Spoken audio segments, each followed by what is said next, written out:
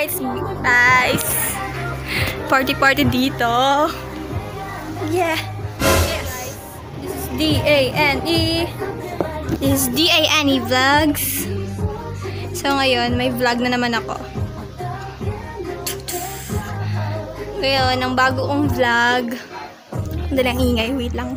As you can see guys, mukha na akong Hagarda Versosa. This is my usual look talaga on a daily basis, you know. Mukha akong haggard na matanda kasi nakasalamin ako. Ang labo-labo kaya ng mata ko, share ko na. Sige, start na talaga natin.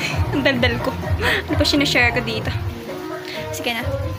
Papakita ko sa inyo ang aming munting kwarto na sobrang liit. Na hindi nyo akalain na tato pala yung natutulog dito. Okay. I'm so awkward pa. Sige. Ito na talaga.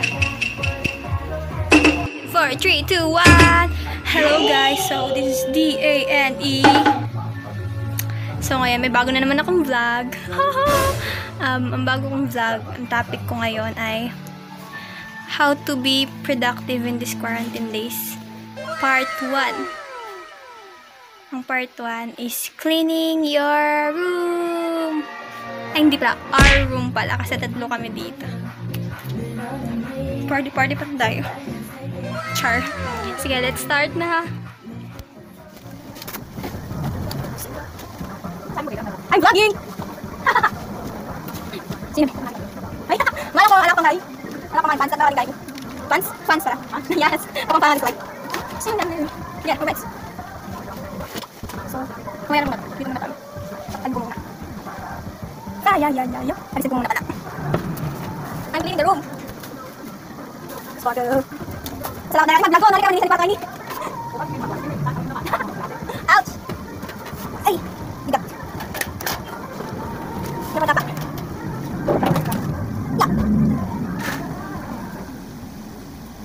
Yeah. Guys, sanagyan ko muna para hindi alikabok. Yan. So, dito tayo.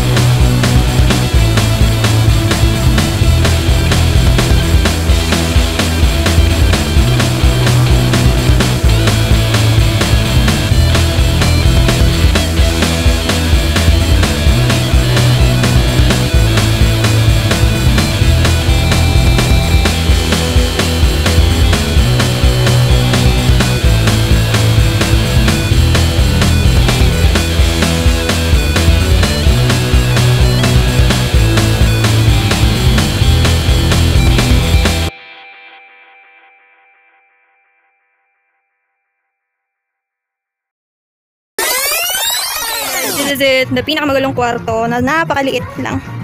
Ayan na siya. Yung wallpaper namin hindi pa pantay-pantay oh. Tapos hindi pa buo. Ayan, gitara. Ayan, syempre di mawawala itong mga idol ko na to. BTS, ARMY. So ito yung pinakamagulo dyan. So papakita ko na kung paano ko lilinisin ng napakagulong kwarto na to. Alright, ito rin pala. Pinagmamalaki ng ate ko. Yan yung library. Char, bookshelf pala. Okay, let's go. Hello guys, so ngayon, nakita niya din ako mukhang Hagarda Versosa. Ito.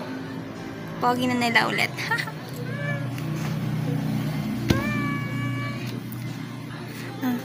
Back to the topic. Ngayon, natapos ko nang nalinis. Yes! So, ngayon, papakita ko na sa inyo. Yan na. Yes! Sana naman ay may improvement. Ayan na. Ayan. This is it.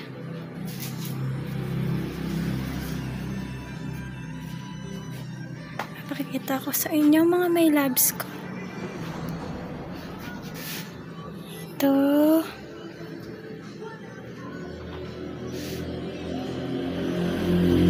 Yan. So, please do like, comment below, subscribe, then paki-pindot na rin yung notification button para maabangan nyo pa ang susunod kong vlog, yung part 2. How to be productive in this quarantine days, part 2. Thank you!